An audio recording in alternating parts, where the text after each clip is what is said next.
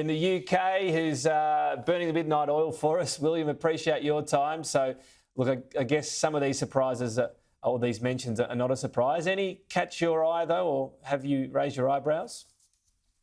Yeah, well, thanks for having me, Tom. So look, at GovConnex, we, for our clients, track essentially the key political issues and topics that they're interested in. We're looking at what politicians are saying, whether that be on social media and press releases or across the Hansard. And so, yeah, our political trends report this year has produced some interesting results, particularly in Australia. So housing and housing affordability is the number one most mentioned issue in Australian federal parliament.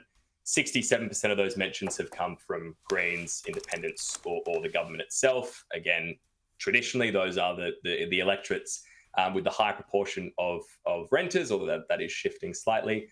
Number 2 and 3, as you can see on the screen there, were business and taxation. Cost of living itself was number 4, and then health was number 5. So really, it has been a cost of living year in politics in Australia, and those top 4 issues are loosely all about the same thing. If you compare that to the UK, so we did look at Westminster, the NHS and health is actually number 1. Education comes in 3. If you look at New Zealand, health is also number 1. But then the Treaty Principles Bill also comes in top 5. So really for Australia, it has been all about cost of living. Interesting, isn't it? Because you've seen inflation very much peak in those other countries, so you can see Australia's in the mix. And we did note as well, it was a bit of a tricky one to display, but massive spikes in cost of living right around the time of the RBA making decisions on rates. So, you know, that goes to show that people are going, oh, please give us some relief. It doesn't happen.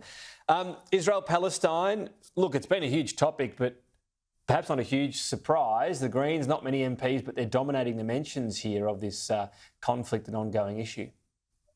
No, exactly right. So if you look at mentions of either Israel or Palestine across federal parliament, 26% come from the coalition, 24% from the government. So they're relatively split there. But a massive 42% actually come from the Greens themselves. As you rightly point out, not many MPs. If you do take that a step further and you look at the top 10 most vocal representatives on the term genocide, all 10 of them are Greens MPs. If you then look at the top 10 most vocal on anti-Semitism, the vast majority are coalition MPs, led by Senator Henderson with 136. Nuclear energy is really taking off with the coalition unveiling its policy, but it's a Labor figure mentioning it by far the most in Australian politics. Yeah, so Chris Bowen has mentioned it 215 times. They are all essentially negative mentions. Again, we're looking at the trends of this, and I imagine you would have been speaking about this a lot this week, Tom. But yeah, leading into next year's election, it's going to be a big topic. Mentions did actually peak in June when the sites of the coalition's proposed plants were announced, but we've seen a big uptick recently. We expect that to continue across and into the next election. You did just display on the screen there the mentions and comparing that to the UK. In the UK, they do actually have operational nuclear power plants. They're also building them, but there still has only been 645 mentions. Compare that to the mass over 4,000 in Australia. Yeah, huge figure. You're sort of tracking as well some of the things a bit less mentioned. There's no lack of war. We haven't had wars, you know, the major ones end when you think of Gaza expanding temporarily at least into Lebanon, and Ukraine rolls on, but the mentions have dropped a bit. Yeah, so it's a really interesting trend. There is no shortage of war, but mentions of war across federal parliament are down 77%. So whether they think that the electorate is growing tired of hearing about it, I'm not sure. That's what the data says. Some other interesting downward trends as well. So mentions of natural disasters and climate change are trending downwards. And that's been a trend we've seen since 2020. So you look for people like the Teal Independents who had quite a significant amount of success at the last election. They'll be wanting to bring that back onto the agenda. So we'll certainly track that.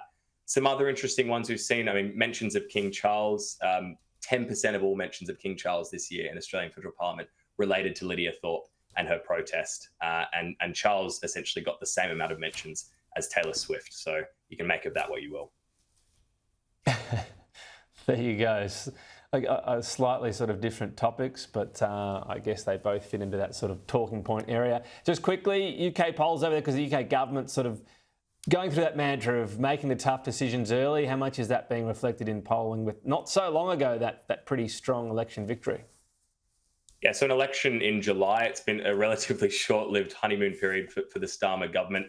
The polls are really interesting. It's worth keeping one eye on the UK because Nigel Farage's Reform is now polling in the mid-20s, essentially the same number as you're seeing the Tories and the Labor Party polling over here. And, you know, when we go to Labor events here and Conservative events, you speak to MPs, you speak to Lords, that there is a genuine concern amongst them that they might be breaking the two-party mold a little bit. There's an election in Wales in a couple of months. That would be worth watching because Reform seems to be polling well there as well. Okay. Yeah, well, that was a big watch, wasn't it, in the federal election, as you say, not that long ago. William Wright, thank you. We'll be touching base again, of course, next year as we head to our own federal election in the next 6 months.